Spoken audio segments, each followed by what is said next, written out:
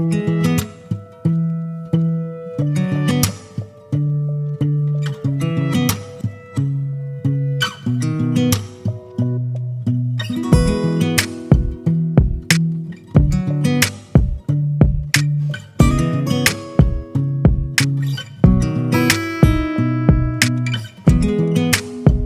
Friends, welcome to Afsana Tamil. Friends வாங்க, அருமையான ரவை பாயாசம் எப்படி செய்கிறதுன்னு பார்த்துடலாம்.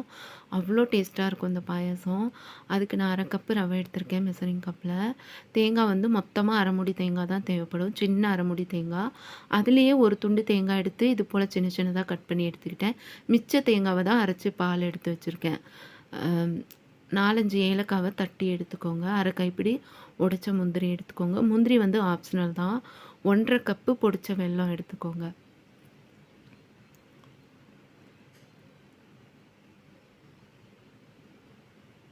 இப்போ குண்டாலில் வந்து நான் தண்ணி ஊற்றி வச்சுருக்கேன். தண்ணி வந்து இந்த மெஷரிங் கப்பில் 4.5 கப்பு தண்ணி எடுத்துக்கோங்க. தண்ணி வந்துட்டு தேங்காய் பால் வந்து நிறையா இருக்கிற மாதிரி தெரியும் உங்களுக்கு. சின்ன 1/2 மூடி தேங்காயில் தான் பால் எடுத்து வச்சுருக்கேன். நான் 2வது தேங்காய் பால் புழிஞ்சிட்டு அகைன் தண்ணி ஊற்றி அந்த தண்ணியும் பிழிஞ்சு எடுத்ததுனால உங்களுக்கு நிறையா இருக்க மாதிரி இருக்குது தேங்காய் பால். இப்போ தண்ணியில் வெல்லம் சேர்த்தாச்சு, ஸ்டவ்வையும் ஆன் பண்ணியாச்சு. இப்போ கலந்துட்டு மூடி வச்சிடலாம், தண்ணி கொதிக்கட்டும்.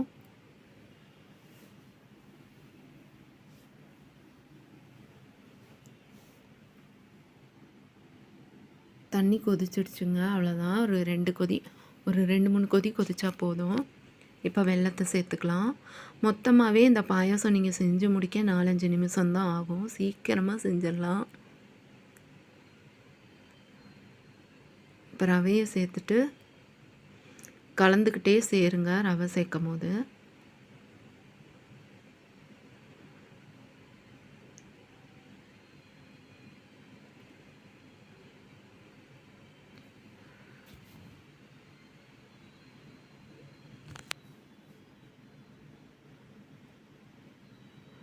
இப்போ அந்த பக்கம் அடுப்பில் ஒரு பேன் வச்சுட்டு ஸ்டவ் ஆன் பண்ணிடலாம்.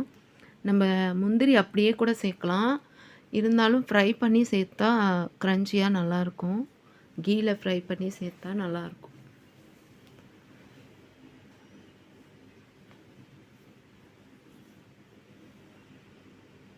ஒரு ஸ்பூன் கீ விட்டுக்கலாம். முந்திரி ஆப்ஷனல் தான், தேவையில்லைன்னா விட்டுறலாம்.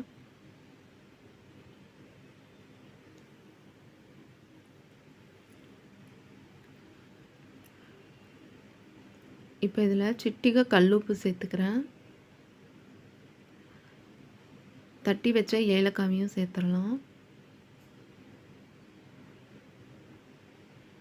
முந்திரி வந்துட்டு லைட்டாக ஃப்ரை பண்ணி எடுத்துக்கலாம் இந்த கீயில்.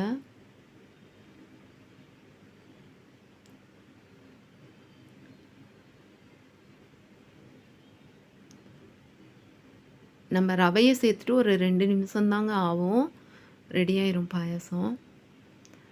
அங்கே முந்திரியும் ஃப்ரை ஆகிடுச்சு. இப்போ இங்கே தேங்காய் பாலும் நான் சேர்த்துட்டேன் பாயாசத்தில்.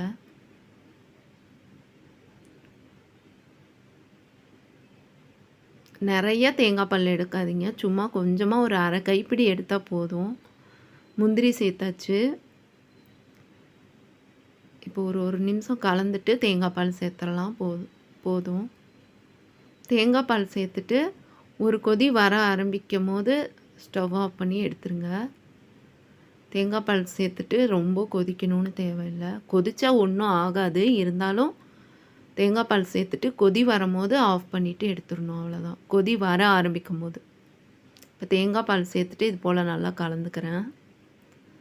இந்த பாயாசம் செஞ்சு பார்த்தீங்கன்னா எப்படி வந்ததுன்னு மறக்காமல் சொல்லுங்கள்.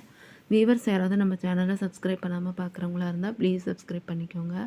பாயாசம் வந்து கொஞ்சம் தண்ணியாட்டம் செய்யுங்க, அப்போ தான் சூடாறுனா குடிக்கிற பதத்துக்கு இருக்கும். இல்லைன்னா அப்படியே ஸ்பூனில் அள்ளி சாப்பிட்ற மாதிரி இருக்கும். அதனால் கொஞ்சம் தண்ணி மாதிரி இருக்கிற மாதிரி பார்த்துக்கோங்க, அப்போ தான் நல்லாயிருக்கும் பாயாசம்.